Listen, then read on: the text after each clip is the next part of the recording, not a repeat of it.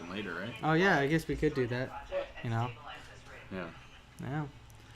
I love how when it starts recording, everyone's like stare at each other. Everyone smiles crazily at one another. Yes, Is crazily a word? It is now, I guess. Crazy. No, I think crazily. Crazing fire. Crazing. Yes. No, Craze fire. crazily. I think craze fire needs to be patented. That's Fire. probably a sorcerer spell. Yeah, but use it in a magic. sentence. I use. I'm gonna rain down craze fire upon your village. No, like we're at work. Like, hey, can you hand me the craze This fire? this is some craze fire stuff, dude. That's a good name for an Ooh, album. okay. Someone can take that out Craze there. fire. Yes. That's from Table We Flop. need to patent that bad boy. It is patent already. Got it in the books. Yeah. Um, So, introduction time. Bam, this is Table Flop. What's up, everybody? This is Clay from Table Flop. Anybody else? Oh yeah, hey, I'm Steve. Yep, and I'm Ed, another admin. 2 guests today. 2 guests. Hello. So, we just got Tomb of Annihilation. So excited. Yeah. Hype. Yeah? Yep. So, introductions to podcasts are weird. Oh, Yeah. super awkward. Hey, I'm Steve. Just looking at a bar the whole time, wanting to talk about Yeah. this cool book. I have nothing else to add to the introduction. First time using names. Yeah. How do you guys feel about it? Feel good? Yeah, I mean, people know who I am. Feel I'm confident? Ed. Yeah, people obviously, me and as one of the millions of Eds in the world, you will find me easier now on the internet. I'm just, afraid for when, we blow up and make it big. Everyone's going to be Googling Steve on the internet. Yeah. And I'm going to have some issues then, but as of right now, I'm okay with it. Steve of Steam. Steve. Steve of Steam. Steam. God. New nicknames? I feel like Steven. that's probably taken already. I feel like 100% that's taken already. I mean, it will be PH. now. Yeah, it And is you now. know it will be Yeah. now. It's going to be Steve with a PH. Yeah, trademarked. Steve. But we're here to talk about Tomb of Annihilation. Yes. Oh, absolutely. First off, I don't even know if we should have this book here in front of us right now. Because Yeah. the release dates did say 19th of September. And we were just all at the local GameStop, you guys and I. Game store. The collective we. And we were looking at all the other books, some minis, looking at some dice, going, all right, well, let's check out, grab some food. We did. It was delicious. First time having pho, by the way. Yeah. Yep. Pho? Pho. Fuck. Oh, yeah. Oh, yeah, fucking. Fuck. It's Yeah. fucking pho. My Yes. bad. See, And- that's how new I am to it. I'm Steve, by the way. I'm Steve. Steve again. Okay, again, Steve introductions. I'm Clay. I'm Ed. Steve. Steve. We all got the Tomb of Annihilation, and it's super sweet because it was right there on the counter, right next to the cashiers. Yep. Yeah, we were just going to go check out. And I'm not lying either when I'm saying that he looks like a 30-year-old John Connor, where the war did not happen. Oh yeah, the cashier looked. Oh, yeah. Yeah, he looked pretty much like what you'd imagine. Yeah, like With the Terminator Terminator 2 2, John. yep. Not the Yeah. other Johns. The other Johns were Yeah, kinda- with highlighted tips, though. He was blonde, right? Sure. I think we were all looking at random different people. Yeah. when We that all had happened. different people The in person the that store. rung me out, I could have sworn had a Public Enemy shirt on. He has the same wardrobe. He He's the was exact same wardrobe as you. Watch the same several shows. sizes too small. Yes. I will say, I saw his belly button. Okay. Eye of the beholder. Alright, the beholder. And Yeah. speaking of beholders, Tomb of Annihilation. Yes. No, he was just sitting there, and Ed was like, "Hey, so you were talking about that book, right?" I looked over, and was like, "Oh, there it is! Yeah, Yay!" right on the desk. Yeah. And it was your idea to, as soon as we got back to the place, open it from the back cover to the front like a manga. Yep. Why is that? Monsters are in the back, and I need to see what a lich can do. A Sararak? Is that his name? Sararak? Yeah, I don't want to butcher it, and then get I want to flamed. say a Ceratops so bad. Yeah. Because there's a bunch of dinosaurs in here, and man, am I excited for dinosaur racing. Yes. Yeah. So excited for that. So excited for exploring Chut, which is a entirely new area. Not new, but it's an area that Wizard of the Coast hasn't really like touched on in a hot minute, and it's nice, fresh breath of new air. Big island. Butchering that. So, and it's cool to go there. It's got a jungle. It's got like deserts and. Oh yeah. The first thing I would have wanted to see too, at the back, was that picture of the map. Yeah, that was awesome. And oh my gosh, if I'm a player, I'm looking for that map, knowing that it's in this book somewhere, just so I could be like, oh, wait a minute, guys, and just unfold this massive piece of paper. Nope, looking at it from back front. Nope, there it is. Okay. And I'm sort of trying to not look at it as you flip through the pages next to me, because I don't know if you're going to run this or something close to it, so I really don't. Like, it's so tempting. Yeah, we have to be because the artwork is so cool, but I just don't want to spoil Oh, yeah. anything just in case we run through it. Is that but It's uncharted territory. the riddles section? Yes. Oh, okay. One of the coolest pieces of art Yeah. is like this undead Tyrannosaurus Rex coming at two raptor riders. The raptors look insane. I don't even know what this one is. I'm not good with dinosaurs. I know my favorites as a kid, and all the other ones just didn't exist in my mind. Mine was a Oh, brontosaurus. So. Brontosaurus. Yep. And I liked, and I personally don't like vegetables as a kid.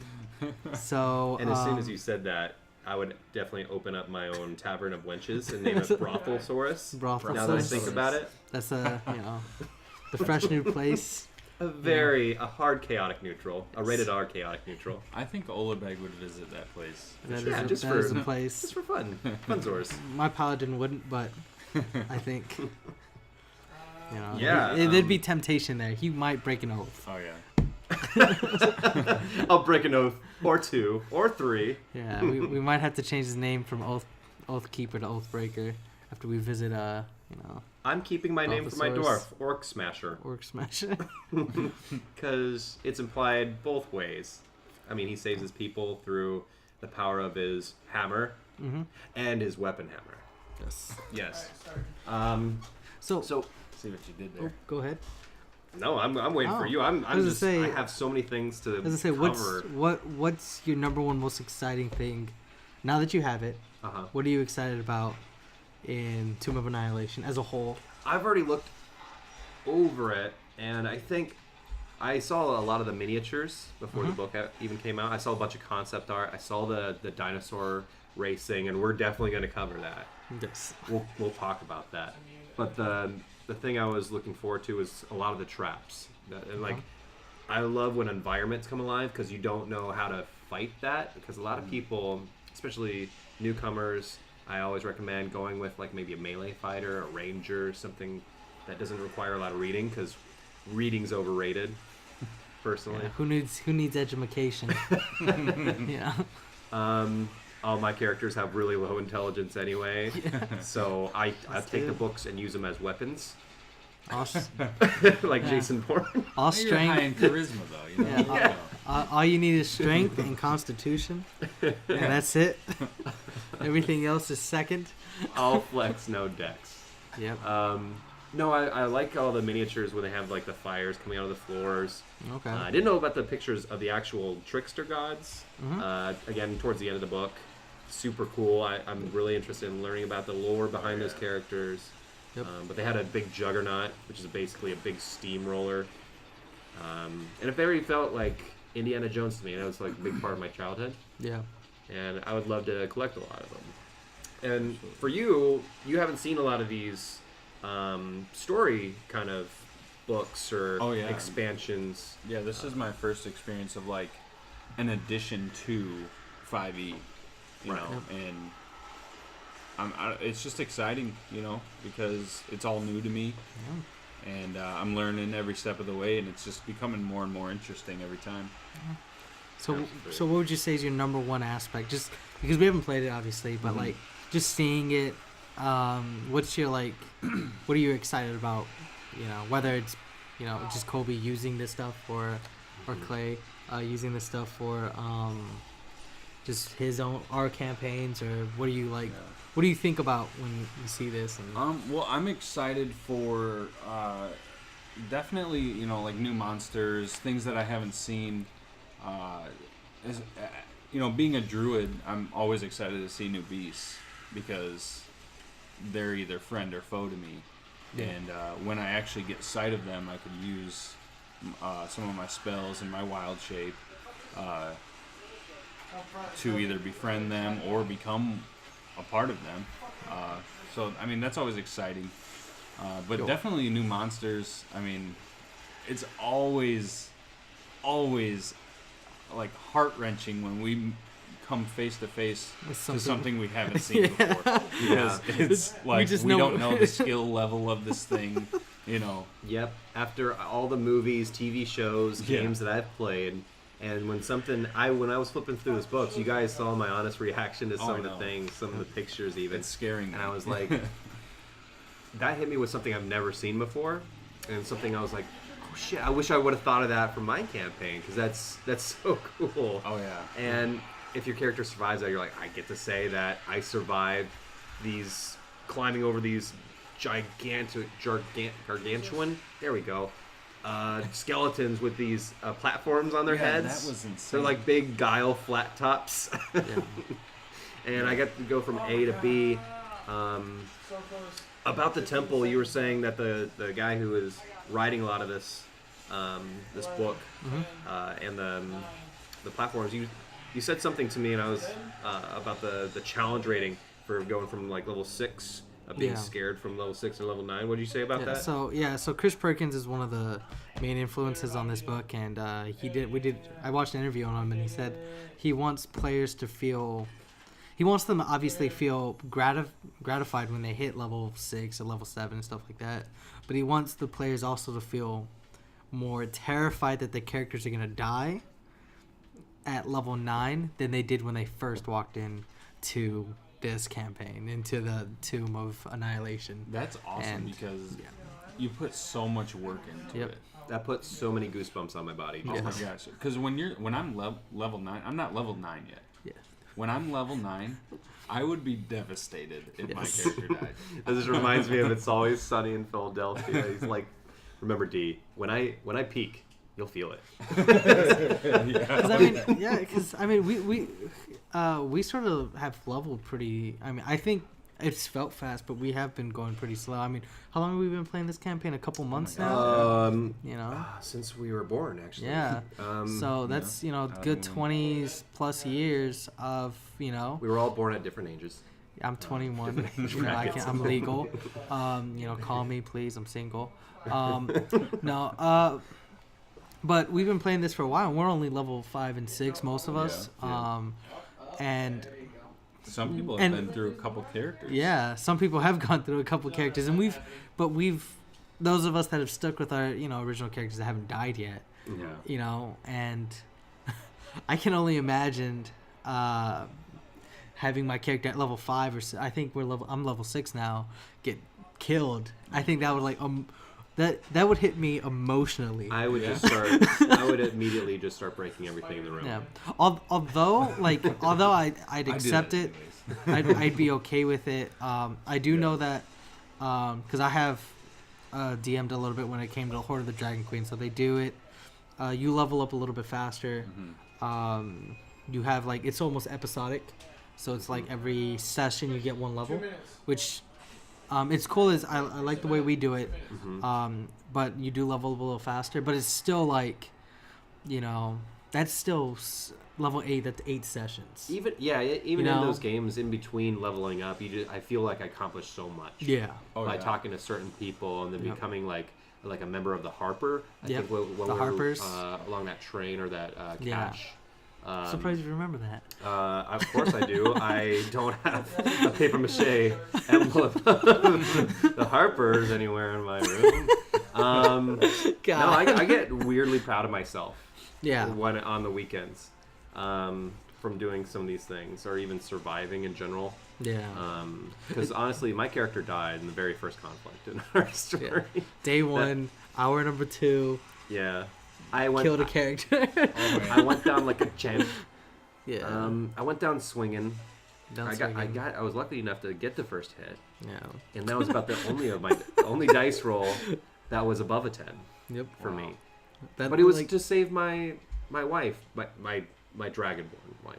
Yes. You know, and I couldn't let this other guy stand up for my wife. I ain't a bee.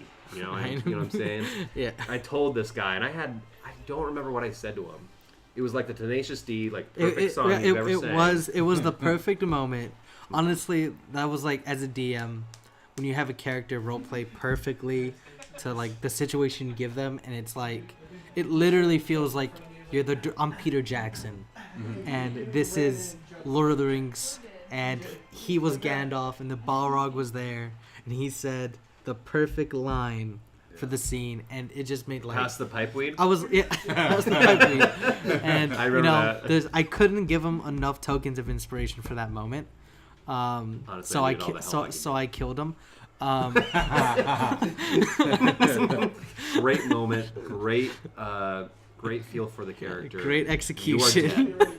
Yes, but everybody kind of just vanished into the winds. Yes. As everyone come down to resuscitate my dragon scaly body. Yes. But my pecs just flexed real hard after having two dwarves rubbed on the carpet and resuscitating me, like, you know. And I was alive, and I kissed and made love to my dragonborn. You saved the girl, you saved the world, man. Wow. Yeah, that works. It didn't last very long. My chest was very badly gashed. But I think that affected your rolls later down the road. This man could never roll above a 10.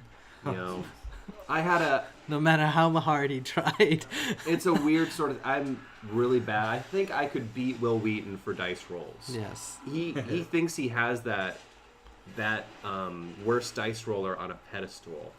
I went over and I double pushed that pedestal over and said, "This is mine now." You not only took his entire tier down, you like invented a whole new level of just bad dice rolls, which, I mean, it happens, and I think you played through it perfectly. You know, you just understood it was just the dice rolls. It's just the dice rolls. And then if you are like me and you're having a bad time with D&D, you could always stick back too. You could always help your other players and help their dice rolls. Don't be afraid of not taking combat or taking initiative and using your turn to help your other players, and having a kind of like a moment or like a bond with another character of helping you guys take down an ogre or a cyclops. Yeah. And there's even times where it's like, you know, some, like for instance, a lot of bards, you know, don't have that high level of, they're jack of all trades, so they're not just good for fighting. They're not the best at fighting, you know? I love that ability. But maybe, but you know, maybe they're better at, you know, doing the talking for the group, or maybe your wizard at a low level. Wizards at low level are notoriously bad. Yeah. But maybe he's good at deciphering puzzles or riddles, or because he's got that high arcana stat. You know. You and me are, I would say, are good bards just because our dice rolling is it's just so terrible, very below bar. Like, it's almost sad. I think, but we can use vicious mockery, and use everything we've been feeling that night, emotionally, spiritually, to just take it down on the NPCs or whoever we feel needs to be smited at that moment. Yep. Like some orcs saying, you know, like I'm basically using a twig in harsh language against these things. Yes. That's what my ability is. But I'm helping the team out at the same time. We're all having fun. I still think in our session, I've probably only landed a hit 3 to 4 times. Yeah. But you've also done a lot of things that assist the group. Yeah. Like when we were trying to get across the river and a troll was literally stomping through the woods, snatched you up, and you're like holding him back while everyone's trying to cross a river. Then we got I was so terrified that I was going to have to roll a new character. I was like, you're between a rock and a hard place, but a troll and a squishy place. Yeah. And what happened? I think I got trying to throw somebody across, and then they ended up hitting a person that was already on the rope. That was Adam, and he took this goblin, which I'm really surprised you guys didn't kill, and I'm really happy. Yeah. Although Goliath takes this tiny goblin head and throws him like a Nerf ball right in the back of the half elf that's almost across the river. Yeah, literally knocks like him 2 out. steps away. Adam wants to jump in and save both of them in one fell swoop. Amazing. Love it. He rolls a 1. And belly flops. A perfect belly flop. I would raise a 10 for that. Yes. Oh, yeah. Into the water. Everybody's scattered in this raging river. Yeah. Almost suffering from hypothermia. And you're literally like about to get eaten by a troll. Yes, You're in his hand. I'm in his hand. I'm trying you're a nice biscuit. I'm rolling 2s and 3s, trying to get out of his grip. No one could see what. And I'm probably the only paladin. He's rolling with left and right hands. He's rolling whatever he had. I'm probably the only paladin that decided to put points in acrobatics and not athletics. Yes. Yeah. I'm not sure if that was accidental a couple months ago, but I don't think it was. It's an acquired taste. It's like it's very finesse. Yeah. Very. You wanted your paladin to be able to do front flips and shit. Okay. Thank you. That's yeah. You wanted to do front flips and back flips. In full plate. Which, Full plate. yes, I did want to do front flips and back flips and full plate.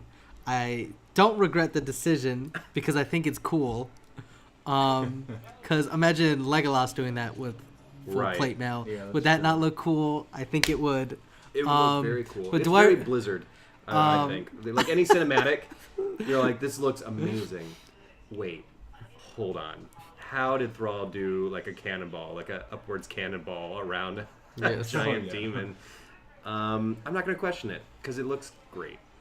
And your dice were already going against you. If I had you roll disadvantage, it was just the darkest of times.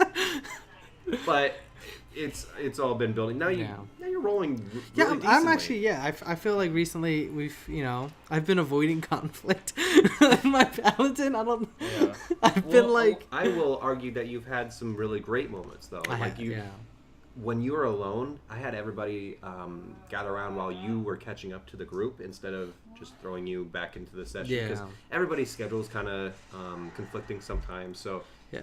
when everybody already passed a dragon, you had no idea what was going on. Yeah. They paid a toll to cross a bridge. You paid your toll, or you talked the dragon into letting you pass him. Yes. And then you were running across a dilapidated bridge, and it was falling apart. Yep. And you had to Indiana Jones to the other side and hang on. You rolled impeccably. Yeah, that you honestly did not suffer one. I did not. I did roll just about 19s and 18s that Yes. entire time. It's amazing when you But, guys are by that yourselves. was- That's when you guys are. That's when you guys peak. Yeah, it's like we need solo movies for our characters, but when we get the fellowship together, it's like a complete. It's like Monty Python. Oh, it is. So like, It is. like when we're solo, it's like Maybe Lord a of Benny the. Benassi theme to go with it. Yeah. When we're solo, it's Highlander. Yeah. When we're together, it's Monty Python and the Holy Grail. Oh, yeah. Which is, I mean, that's I enjoy it Well, though. I think the bad days all like kind of rotate around the table a lot. Yeah. I know. Yes.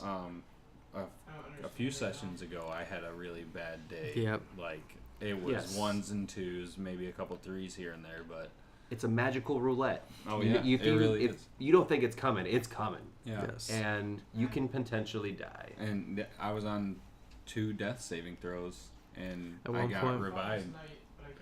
That was the closest you've come to dying. Like, Yeah. what happened? You were going against a water elemental, if I'm not mistaken. Yeah. Oh, And yeah. You fell into the. No, you were grabbed and pulled into that water elemental, Yep, so and I you was were drowning. drowning Yeah. for a good 3 turns Yeah. until couldn't get someone out, had yeah. the strength to pull you out. Yeah. It was While you soul. had a crowd of infected townsfolk coming closer and closer to try to infect you with the whatever pendants. It was really intense. It was. Yeah, and I couldn't roll for poop. I couldn't. Ooh, welcome back to the G-rated podcast. You're full of poop. Real poop of you. So that Heronvale quest, you guys, we were going to play today. Unfortunately, we couldn't get everybody. There was a game that came out, got some people into that. So people were waiting like Conflicting years for. schedules and Yeah. you know. Yeah, one Work. person's on vacation, so. Yeah. But the lead up to this battle, you guys want to talk about that a bit? Yeah, I mean, what would you call this campaign? What would, like, if this was a movie or TV show, since you're the DM? Oh my What would gosh. that way we can at least address it by, like, Well, you know. I mean, I say the part that we were, how long were we trying to get to Heronvale for? I mean, that took at least 2 to 3 months. Right. Yeah, so Actual time, like... Oh, yeah. Yeah, like, you guys... We play once, maybe twice a week, and that took you guys a couple months. Yeah, so, like, the overall premise of our game is that we're trying to go to this city and find this angel and essentially take him fallen down, angel, or we've been building up to this one major villain, and we've pretty much almost never seen him. Yeah. We've only seen like glances of him or whatever, if that, and then which was only once, and we really like all we've heard is this guy does this and this guy does this, and we finally came across him, and last session ended with us walking into a room, and he's there, and he's like, welcome, and then he decides to leave us with the cliffhanger. Yeah. We're literally Right. staring at him in the face. Yeah, we're staring at this. After a big player died. Yep, yeah, and oh, we yeah. and we lost a lost- player that lost soul. our healer. Rest in peace. Yeah. Yeah, fuck that guy. When he know? died, that was one of the biggest changes for another player of Yeah. ours, Oh, too. yes. Oh, Because yeah. you guys, I think if I had to pick a title, I would have to creatively choose something that goes with kind of that angel vibe, but also with everybody's conflicting ideology. Yeah. Yeah. If I were to go really deep with that, because this is probably the only time I'm going to go actually deep into the thought of the characters, because you're a paladin, you're an oath keeper, Yeah. you're always vigilant, you're an Aasimar, you're very angelic, while you are one with nature and the world tree, like Yggdrasil. Whereas there's a monk who's followed the monastery, and he's kind of like, he's a wanderer. He doesn't know where his place is but he keeps getting attached to your group. Yeah.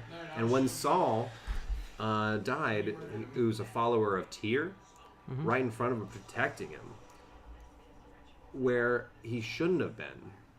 Because what he really wanted was to destroy Damiel and to avenge and bring justice to Heronvale, straight through Heronvale's door, which he did literally. Yeah, he saw him as a direct threat. He gave that up temporarily to defend this monk who was actually bringing you guys more and more into danger. And when he died in front of the monk, that monk realized something at that point. When he gave him the symbol of Tyr, and that fire just started wrapping around the monk, then he became way more attached to you guys and stopped. And actually focused. That was a really big character building moment that was for a that big character. combination of Tyr and Chi, and I'm so excited for where he's kind of Where that character's going going. to turn into. What was future. real? I mean, what made part of the excitement was the fact that those two were alone. yeah. Yep. I mean, the rest of us were trying to. We were heard literally- some commotion, and we were trying to We get were them. dashing. We were Through a we were in a maze. maze. We were in a maze. Of hellhounds. Yeah. I might say. Yes, there's a very abyssal feel to just the maze and the darkness of, when it snows, it's Yeah. very quiet. And so when you guys were dun dun dun dun dun dun dun dun, dun and rushing around that corner, and then the music stops and you just hear like nothing but kind of. We snow hit the literally ground. turned the corner as the death blow hit, Yeah. Yeah. which was like we were like so And- close. Yeah. So, You so know? in a way, that moment between the monk and Soul, we did miss. We did miss a part, like the crucial moment, and it's nice that is somewhat of a secret to those two. Yeah. Right. It's like they're the ones who were there, but we still felt the result, Yeah. and yeah, We It were was- still hurt by his death. yeah. Yeah. Yeah. So when you guys meet Damiel, it's such a big moment for you guys in your arc. Yeah, because it's Because like you don't know what his next words are going to be. he's one of those types that chooses very carefully. And he's going to say something about Saul because he was foaming at the mouth when he saw Damiel from the what would you call it, the balcony? Yeah. It was unreachable. So I am so excited to see where you guys are headed. When you guys climb the steps of High Tower and meet Damiel either for the better or the worse. Yeah. So, we had to leave it off a cliffhanger. That's like when the season ends almost. Yeah. You know? Walking Dead. Like Damn a you. main character dies. We meet the, the cause. The big much. bad. Yeah, we don't know why he's doing I don't know this, what guys. to expect. Yeah. I have no idea. Like, are we gonna fight him? Are we going to talk with him? Are we going to? Is he even real? Like, is he just a vision? Yeah, is this guy's just an illusion putting down? Oh, let me spoil something. He's real. Okay. All right, so we got that. It's all a dream in your head, and you guys are gonna wake up and nice little Hobbiton. Yeah, we're gonna wake up, and then it's gonna be like roll a d20 to do a 9 to 5 job. By the way, just to stir up some controversy, in The Hobbit, or the Lord of the Rings, when all the hobbits slowly run into Frodo's room, and Gandalf is there, and it's all very happy and merry. Screw that ending. I want a better ending for you guys. Because I love your characters. Yeah. And when somebody dies like that, we're gonna make it epic. Yeah. We're not gonna have it just like kind of wrapped up in a nice little bow. I want like where does his character go beyond that? Yeah. You know? What happens if Damiel is defeated, or this portal that you guys kind of left open in the Underdark? Oh yeah. That's how we got up. Yeah. Leads into Glastonbury. What happens as a result of that? These choices are going to come back and haunt you. So.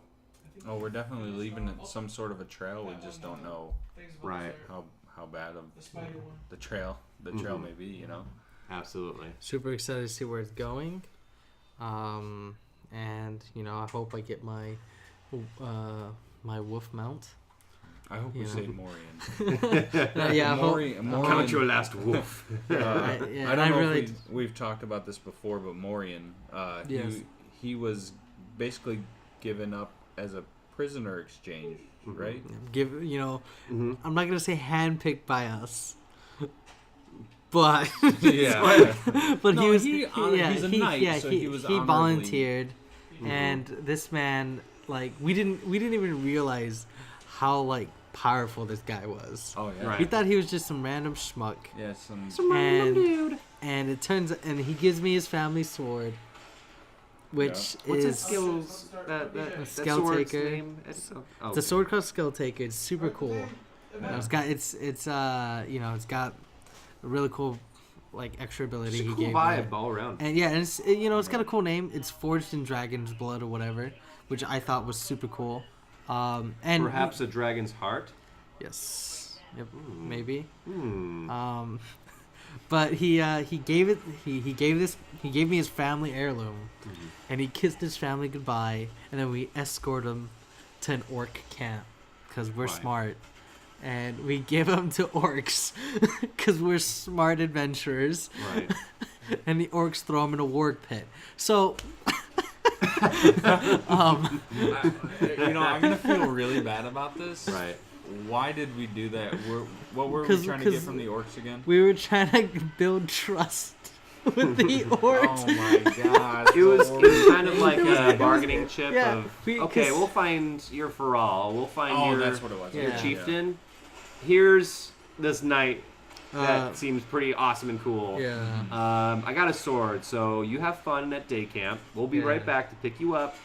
Be nice. Treat the wargs with respect. Yep. And he's actually been fighting wargs in a fighting pit. Yeah, and apparently he's winning. Yeah, he's leveling up serious. So that's what we were told by Ratatask. He's like Robert Baratheon ripped right now. Yeah, he's young Robert with he's probably got a stick club. He's just right. We're gonna go back and he's gonna be king of I'm imagining him as the chieftain now of the orcs. He he speaks their language fluently now, and he's You know, you rescue him, but he's not the same man. Yeah. So, yeah. The overall premise. Oh, please! Melancholy ending, guys. I'm Yeah, sorry. we gave him as a bargaining chip so that the orcs wouldn't like invade this village we're trying to protect, Right, or yeah. whatever. But which that's an entirely other story. Like all these storylines connect. It's so like connected because on our way back from that, that's when we ran into Azrael. Correct. And Azrael is an angel. He's of the death. angel of death. He's the Yeah. Grim Reaper. and he really scared Yeah, shit yeah. out of me. Me and you were like out like afterwards just talking. We were like had the jitters because we were like we were only level 3 or 4, and me and him were just terrified we were gonna die that day too.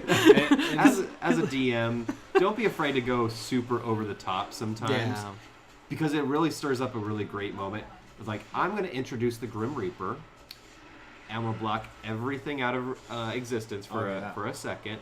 Turn down the music that we have playing in the background, and even the music that was playing matched perfectly to the scenario. Yeah. And that's what that was a big factor in what played the scene out so well. Right. And he just sends you on this. Listen, you need to go defeat Damiel. He's taking my souls, and he's talking almost. It's almost he's got something to lose in this fight, and he is in that high tower where you guys are at right now, and you guys have yet to find Faral. Which looking for him led us to Herrenbelt also. Yes. So that's not the only reason why we were there. Right. Yeah. And you also have to find out what happened to Ashrin and some of the Battle of Crescent Peak is why Damiel kind of went mad. But I'm incredibly excited for next week or the week after, just whenever we can session, actually. We have a lot of games going on. This is like just a strictly D&D podcast. Yeah. But we'll be playing a lot of Armada over the weekend, Star Wars Armada. Yep. Excited to try that one up. Never played it. Oh, we have a perfect table for it. Yep. A lot of space because it takes up quite the space. Yeah. I've seen people play, but you're gonna have to walk me through it a little bit. But super excited for that. Star Wars, I love it. So yeah, I mean, who Star Wars. who doesn't these days? You know. I want an Imperial fleet. And our friend has the biggest Imperial collection I've ever seen. He has what you could say an armada. He would say he has a hard-on for the Empire, which is totally fine, totally healthy. A little Mon Mothma in him. Just make him mad. He's listening right now. He's like, he's doing the Bob from Simpsons. Oh yeah, Sideshow Bob. No, that's usually us. We're the smugglers, and we might do some campaign stuff for that. So be on the lookout for some of those picks, updates on Tabletop. Last words. Let me ask you one quick question before we close it out. What is one song that gets you hyped, or for the before or after playing D&D over the weekend? If you were to play anything on your car on the way home, you're like, victory. How about both? Like on the way to here, like you're gonna play D&D on the way here, and then post D&D on the drive back. Man, that is a good. Like Rage Against the Machine, maybe something older, or well, I mean, I definitely would. some Skillet. Some Skillet.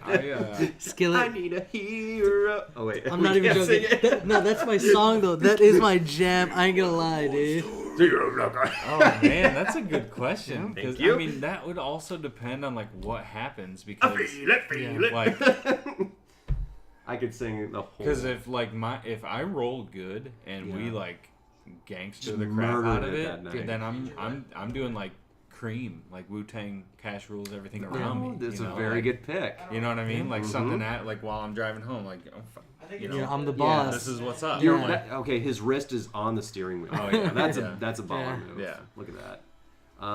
Ed? On the way to, honestly, every single time on the way to, I always play Bard's Song by Blind Guardian. That's just a classic acoustic song from the 90s. And then on the way home, my go-to is the entire Baldur's Gate Dark Alliance soundtrack. I always start at the beginning at Summoner's Tower. Why do I know it from the top of my head? Because I've listened to it so much.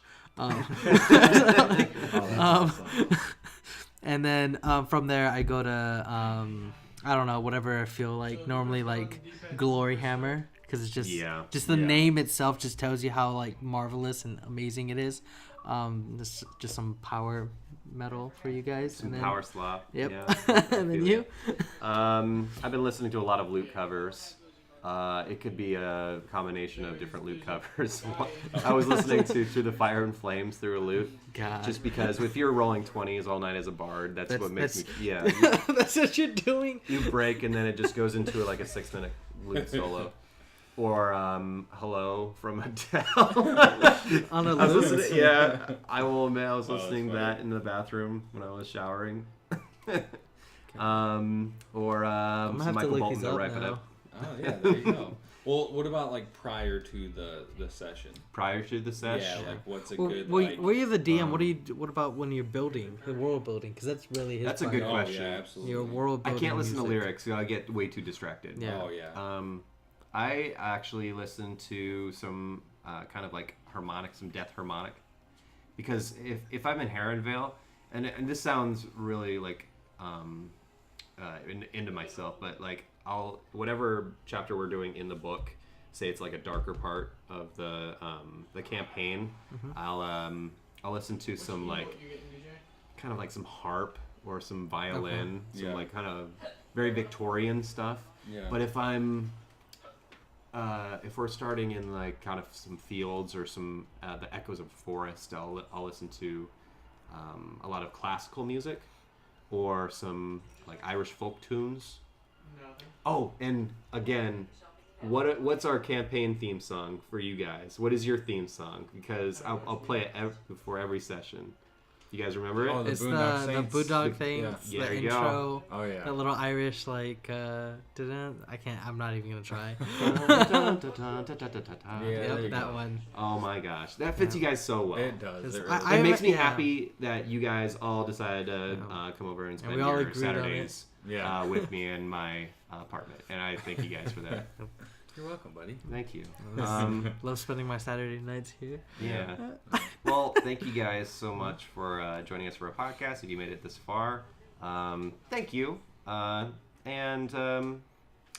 thank you for Facebook in general. 40 likes might not seem like a big deal, but I love you guys. That's still 40 and people. Thank you. That's guys. that's 40 potential pairs of ears. So and eyes. Of course. And sorry hands. for the extremely long introduction. My name's Steve, by the way. Yeah. Oh yeah, introductions. Yeah, Stephen. I'm Clay. Yep. I'm Ed. Yay!